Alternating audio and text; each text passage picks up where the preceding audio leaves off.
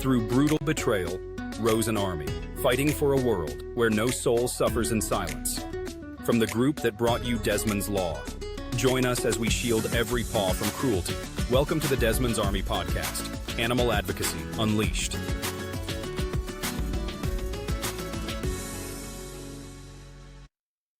All right, and welcome everybody to this special impromptu, I guess we'll call it, episode of the Desmond's Army podcast. My name is Matt Karen. I'll be your host, and today I'm joined by the Desmond Army president and co-founder, Zilla Canamella. Zilla, nice to see you today. It's beautiful weather outside. Have you had a chance to get out? That's the only place I've been is outside. I know you do spend gorgeous. A lot of time out. It's absolutely Yeah. beautiful, beautiful. The snow is Yeah. melting and you can finally smell spring in the air. Yeah.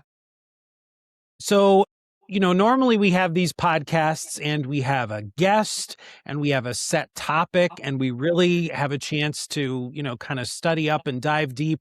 But you and I were just chit-chatting yesterday, and there's a couple things that are really on our mind that we just want to talk about and deliver a really important message. So we said, hey, let's do like this impromptu podcast, a little bit more informal, and let's just hash out some of these issues. Yeah. So let's talk about it. Let me get some stuff off my chest, Matt. A public therapy session. Zilla, what are we talking about today? Let's start with the death threats in cases. There's been some high profile cases lately. One not so high profile even, where there's apparently been death threats. And I would just like to say that Desmond's Army does not, will not, and has never made death threats to any defendant, no matter what our emotions, no matter how high emotions are running. We have a very strict code of conduct, and we actually denounce the act of death threats because you're not helping.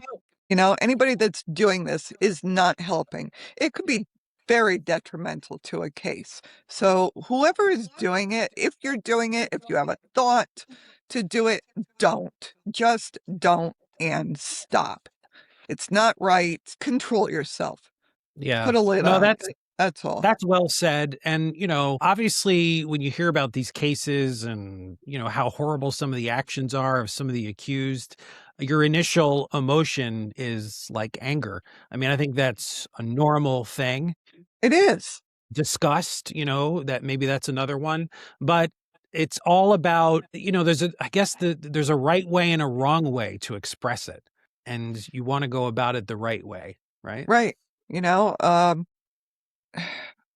We pretty much all feel the same way about this subject, right? We're all passionate. Yeah. And we love our animals. They're innocent beings, sentient beings, and to see them harmed in any way, it puts our mama bear hair on the back of our neck up. So, we become protective, but to threaten someone, let's just say, this is the United States of America. Everyone is innocent until proven guilty in a court Correct. of law, right? Yep. So, to automatically assume and actually make a phone call or whatever it is people are doing. I don't know how they're doing it even, but to make a death threat is simply wrong. It's simply wrong, and you could hurt the case by doing it. And I know people don't want to do that. Yeah, absolutely. We want to see justice for these animals. Justice. Yeah, there was a saying when I was in the news business is you never want to become the news. Right. And I think it applies here. You cover it, you advocate, you press for transparency and accountability. Mm-hmm. But when you insert yourself in an emotional way and say something that you may later regret, that's where the line is crossed. And, I will also say that this era of social media that we live in now, where everyone can be sort of a keyboard warrior, Mm-hmm. it's a lot easier to fire off something in a moment that you would regret later. But just because it's online doesn't mean it's anonymous. All that Right. stuff can be tracked back to you. Yeah. So that's the important thing to say. I I had people too who have said to me before, I don't even understand why criminal defense attorneys exist. These people disgust me. And I know the genesis of where that emotion comes from. But like you said, I mean, it's the United States of America. Everybody does have the right to a defense, innocent until Mm-hmm. proven guilty. And these people do serve a role. I mean, it's not like no one has ever been falsely accused. Right. I mean, it It does happens. occasionally happen. Yeah. Not often, but it No. happens. And you can't pick and choose where it has happened. It has to be proven. Yeah.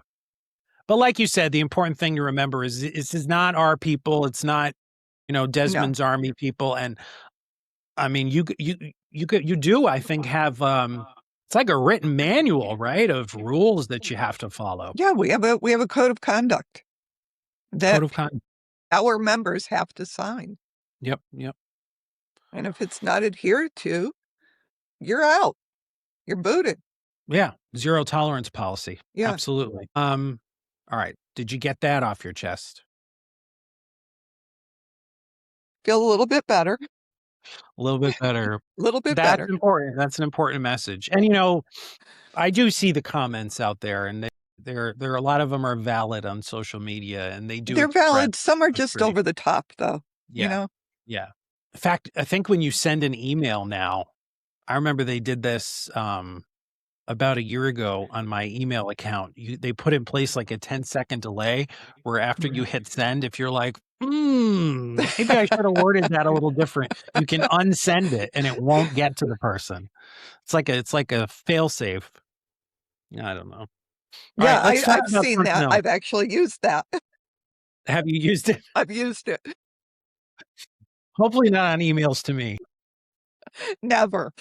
Never, right? Okay, so we've been following a couple cases recently, Z, and I think these, are more like the high-profile cases that you alluded to. So we're talking about the Lisa Levy case, the Episcopal minister in New Haven there who is accused of multiple counts of animal cruelty for having dogs that all came down with these same mysterious symptoms, chemical burns and neurological issues.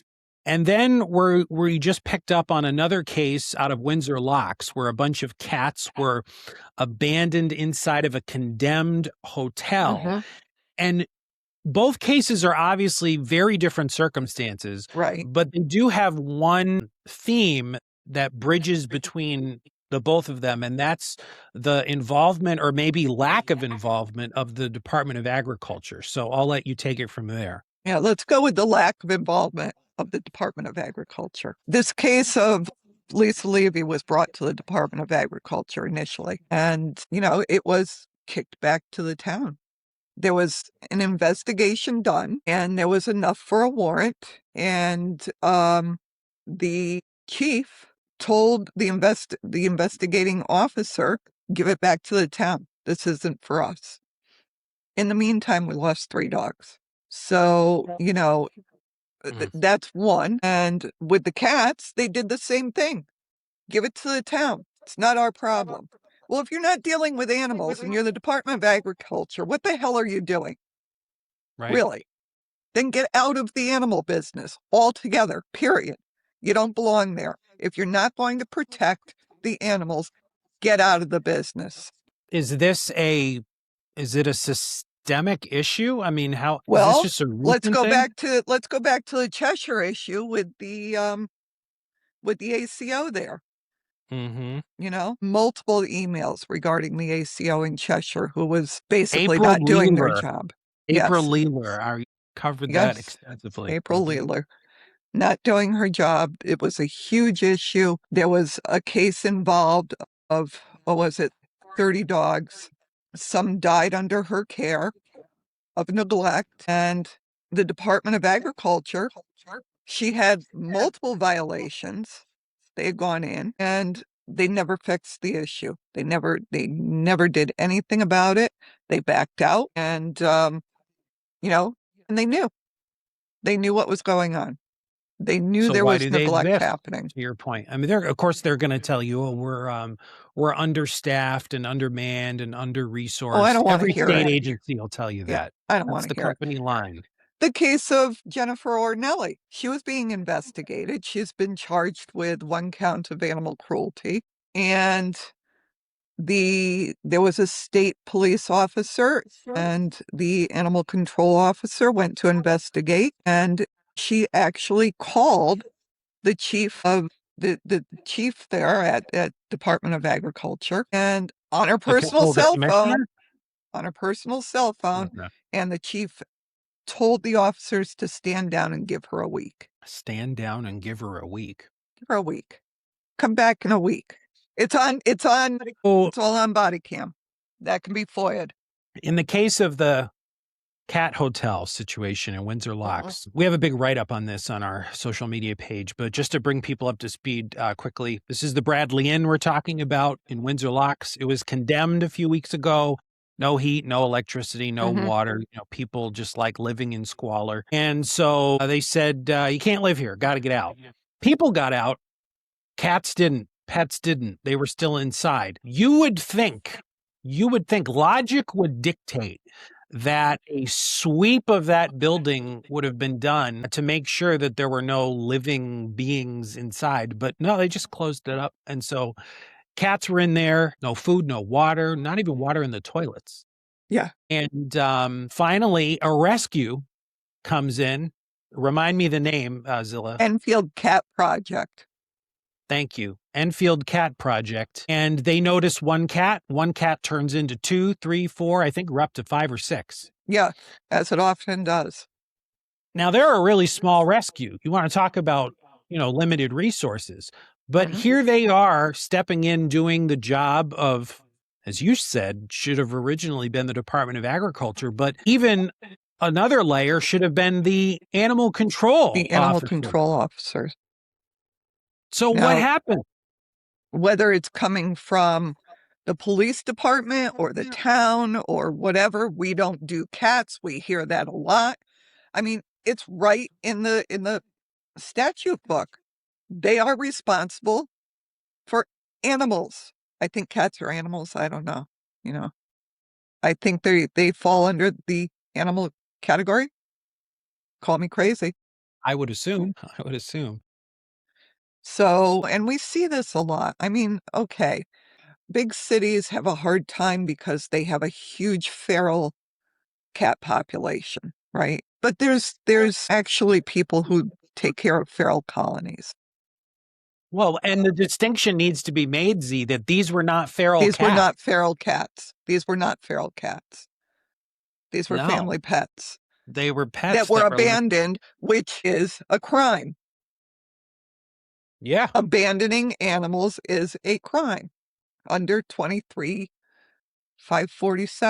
It's so frustrating. And I don't know who the animal control officer is in Windsor Locks. Frankly, I don't even really care. But doesn't matter. The point is, this is a person who's getting paid taxpayer dollars, and their job description and function is literally to do this, and they're not doing it. And that they screwed up, and they know it. They know they screwed up because Channel 3 reached out to him, and there was no comment from the police department, right? And no comment from the owner of the hotel. So what does that tell you? Yeah, well, but let's be clear about animal control also. They have to answer to their supervisor. So whether the supervisor is the police department, the town manager, selectman, whoever that is above them, that's who you hold accountable. Look at who the mayor. I mean, look at who the elected official is. That's where you have to look in these cases. It's not necessarily the animal control officer. Sometimes it is. But usually they have to take a directive from a superior. That's a good point. It just, from the animal advocacy point of view, it's just so frustrating to see the finger pointing all the time. Right. You know, And more the rescues are having to step up and do the job of the animal control officers. And the animal control officers get no backing going back to DOAG, who does not back their animal control officers. yeah, it's a big problem. It's a big problem. There should definitely be, if I was still working in the news business, I'd be, there's got to be follow-ups on this particular case. This is the problem just from, with my media background, is the news will seize a story, they'll latch onto something, and then it goes away. Right. There's no follow-up. You have to follow up. You have to keep digging. Put in those FOIA requests. Go to the police department and knock on the door. It's a freaking public building. You're allowed to go in. And hold your government accountable. I don't know. That's just my perspective on it. All right, what else are we going to talk about? Well, I feel better. You feel better? Oh, No, I gosh. feel better if DOAG would do their job. I know. You Who's the it's commissioner there? Brian Hurlbert. Right, he's When he still there. first took the position, he was very open to communication. He's a politician. Yes, as all of the well, he's appointed. I think he's appointed by the governor, right? It's a political appointment. Mhm. A Yes. political appointment, as the commissioner positions are. So yeah, so we have a lot of cases though that we are continuing to follow up on. Right. Lisa Levy, the arraignment is on the 20th On the 20th of this month. Okay. Yeah. So we will be there. There is an attorney advocate that has applied to be appointed to the case. When will they know if they're appointed? They should be appointed on the 20th. On 20th. Okay. Yeah. Yeah, that's a really crazy, interesting case. We haven't talked about this, you and I, but I read the warrant. Mm-hmm. I think there might be more charges coming. Yeah. I think the thing that was so shocking to people and why it got so much traction on social media is the fact that, normally when we see animal abusers, they're men. This was a woman. And not only that, but a minister, someone in the community who is a woman of faith, and wrote prayers to her congregation saying to be a vessel of love for living beings. And then she was, allegedly doing all of these things to her dogs. And then you read the warrant and it details, baths of Drano and bleach and Yeah. fur falling out and chemical burns and neurological symptoms and the boyfriend, and was he involved or wasn't he? And it's a crazy case. One of the more egregious warrants that I've read. Yeah. Yeah. It's bad. And, multiple animals over years and years. The pattern of sustained abuse. Pattern of behavior. Yeah. We see it And all so often. one thing I'd like to point out is those charges, according to the warrant, should be felonies. They were written up in the warrant as felonies, and the court listed them on the docket as misdemeanors. Was that just a clerical error? I'm hoping so, but that's something that the advocate can rectify once he's appointed. Oh, wow. Interesting. All right. So Yeah. even to this day, we don't know officially if they're misdemeanors or felonies. Well, they should be felonies. Well, they certainly should, but Yeah. yeah. I mean, and they should be listed as such.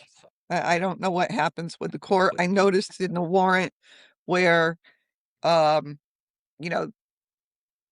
misdemeanor is A and the felony is B, and there was no letter.